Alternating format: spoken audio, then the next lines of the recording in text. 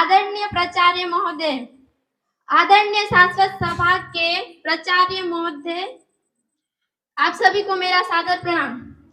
भगवत गीता के 18वें अध्याय में 700 अध्याय के तीसरा श्लोक जो मुझे मिला है, यह इस प्रकार है। मनुष्याणां शस्त्रेषु कश्चिदहते यतामपि सिद्धानां कश्चिन मा वेदी तत्वतः। कई हजार मनुष्य में से केवल एक मनुष्य मुझे यह सिद्धि प्राप्ति करने के लिए प्रयत्नशील होता है, और इस प्रकार सिद्धि प्राप्त करने में कोई एक विरला मनुष्य वास्तव में मुझे जान पाता है। मनुष्य की विभिन्न कोटियां हैं, जैसे कि कई हजार मनुष्य में से कोई एक मनुष्य यह जानने में रुचि रखता है कि आत्मा क्या है, परमात्मा क्या है, परम सत्य क्या है। मानव सामान्यतः आहार, निद्रा, भय तथा मनुष्य जैसे पशुवृत्ति में लगे रहते हैं। हजार मनुष्य में से कोई एक मनुष्य यह दिव्य ज्ञान में रुचि रखता है। भगवत गीता के प्रथम 6 अध्याय उन लोगों के लिए है जो दिव्य ज्ञान में रुचि रखते हैं। आत्मा, परमात्मा तथा ध्यान योग, ज्ञान योग जैसे ध्यान योगी द्वारा अनुभूति की क्रिया में तथा मनुष्य तथा पदार्थ का आत्मा पार्थक्य को जानने में लगे हैं। कृष्ण परम पुरुष है, किंतु वे ब्रह्मा तथा परमात्मा के ज्ञान से परे हैं, और ज्ञानी और योगी कृष्ण को समझ नहीं पाते। कृष्ण भगवान आदि समस्त कारणों के कारण आदि पुरुष गोविंद है।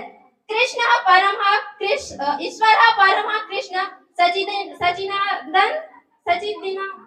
विग्रह अनादिरा दीर्घो गोविंद। अभक्तगण यह नहीं जान पाते कि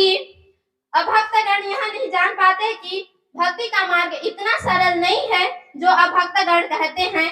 उन्हें भक्ति के मार्ग इतना सरल नहीं है, क्योंकि यदि भक्ति का मार्ग इतना सरल होता तो वे भक्ति का मार्ग क्यों ग्रहण करते। वास्तव में भक्ति का मार्ग इतना सरल नहीं है। भक्ति के ज्ञानहीन अनधिकार भक्ति के मार्ग में ग्रहण करने वाले तथाकथित भक्ति के मार्ग भले ही सुगम है, किंतु वे दृढ़ता पूर्वक विधि विधानों के अनुसार इसका अभ्यास किया जाए तो भक्ति के मार्ग अभ्यास किया जाए तो मीमांसक तथा दार्शनिक इस मार्ग से गुमराह हो जाते हैं।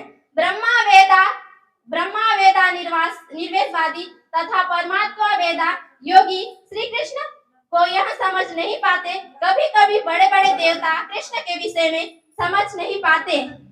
कृष्ण भगवान कहते हैं कि कोई भी व्यक्ति मुझे उस रूप को तत्वतः नहीं जानता जैसा मैं हूँ।